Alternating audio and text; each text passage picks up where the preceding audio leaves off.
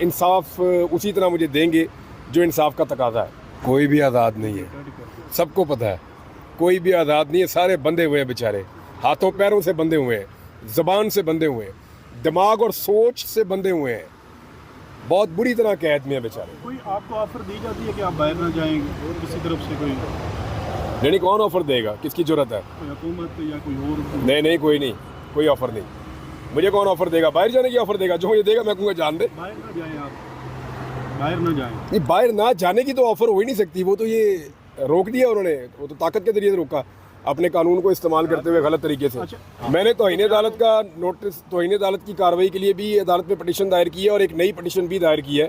और मैंने पहले से बताया कि कौन कौन से मुकदमा था, सारी तफसीलात भी अदालत में दी हैं और ये भी बताया कि मुमकिन तौर पे फर्दर ये क्या कर सकते हैं। उन तमाम चीज़ों को देखकर मुझे लगता है अदालत एक ऐसा मरबूत फ़ैसला दे जिसकी बुनियाद पे फिर हज के रास्ते में रुकावट ना डल सके।